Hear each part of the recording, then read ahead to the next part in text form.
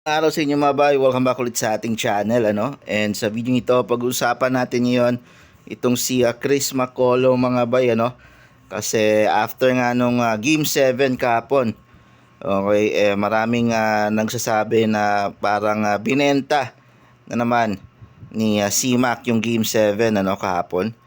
Kasi dahil nga dun to sa limang magkasunod na miss free throws ni Chris McCullough dun sa crucial ah, last half ng fourth quarter dahil kung matatandaan ninyo nung nag 74 to 77 yung score ng Hinebra TNT, kung napasok lang sana ni Chris McCullough yung limang mintis na free throw niya, malamang lamang na sana dapat yung TNT noon 79 to 77. And siguradong sa TNT sana yung momentum na yun kung nakuha nila yung lamang and pumasok yung limang free throws na yon ni Chris McCullough And siguro kung lumamang sila nung time na yon nung napasok ni Chris yung limang free throw niya, baka nagiba din yung laruan ng TNT mga ba siguradong mas magiging relax or kalmado yung naging laruan nila. Babalik yung ball movement nila. Ayan. Kasi nasa kanila na yung momentum ng game nung kung lumamang sana sila doon. Hindi sana sila magiging desperado and umasa lahat kay Chris McCullough doon sa mga last plays talaga nila. Okay. So marami kasi nagsasabi na binenta daw ni Chris McCullough yung Game 7 kasi etong si Chris McCullough, kung matatanda ninyo dati, meron nitong issue ng pagbibenta, okay, accusations ng pagbibenta ng laro. Nung matatandaan nyo dati sa Jones Cup sa Taiwan, championship game din. So marami nagsasabi na parang benta din yung naging laro no ni CMAC sa Jones Cup. Pero wala namang hindi naman talaga na-prove na nagbenta si CMAC ng laro. Dininay niya naman yan. Ayan. And this time mukhang bumabalik na naman yung accusations na yon dito sa Game 7 dahil nga sa limang mintis na free throws na yon ni CMAC. Okay? So, ang sabi ni CMAC dun sa interview niya kahapon after ng Game 7, mukhang isa sa mga dahilan na sinisi niya is yung bad calls ng mga referee. Kasi maaga siya na foul trouble talaga. Third quarter pa lang, almost muntik na siyang ma-fouled out. Nung nawala talaga siya sa game, doon talaga lumamang nakuha ng Hinebra yung momentum.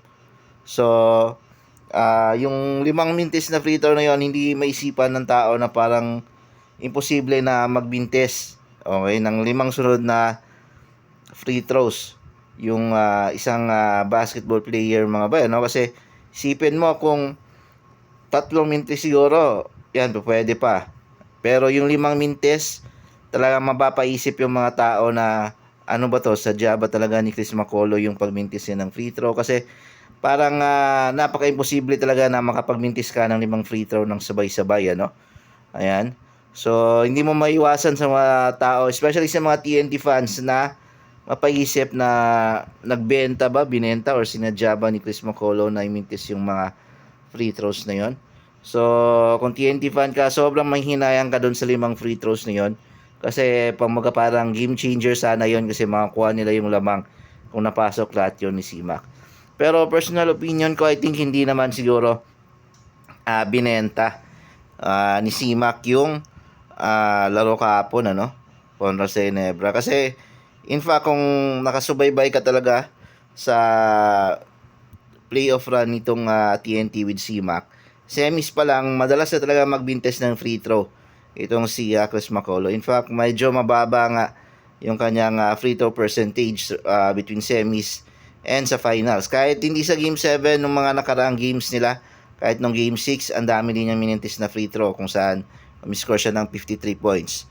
So, I think hindi talaga binenta. Kasi makikita mo naman sa laruan, naging ni Sima kahapon, talagang ginawa niya yung best niya, naging desperado siya, na pumuntos. Halos siya nga talaga yung bumuhat. Halos siya lang yung pumuntos kagabi for TNT pagdating ng fourth quarter. Sa kanya talaga umasa, sumandal yung TNT, So, I think sayang lang talaga na siguro under pressure din kaya na mintis ni CMAC yung mga free throws niya.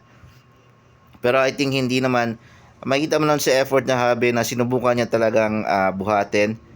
Okay, sobrang aggressive niya nung pagbalik niya ng fourth quarter. Ayan. So, I think hindi niya, kasi yung effort din naman ni C-Mac, hindi rin naman sila abot ng Game 7, ano? Kung hindi din talaga dahil kay C-Mac. So, I think walang rason para magbenta si C-Mac ng laro. Especially kahapon ng Game 7 na winner takes all. So, talagang minalas din talaga. Okay, kahit na mga NBA players, nagmimintis din naman ng mga free throws ng sunod-sunod. Okay, sadyang minalas din talaga kagabi si C-Mac. Pero, overall, maganda pa rin yung performance niya. Siya yung lead na bumuhat talaga sa team kahapon, sila ni Jordan Heading and RR Pugoy. So, ganun talaga. Wala tayong magagawa tapos na yung Game 7. So, abangan na natin yung TNT na makabawi sa Governors Cup. Yun lang mga bay. Maraming salamat sa panonood.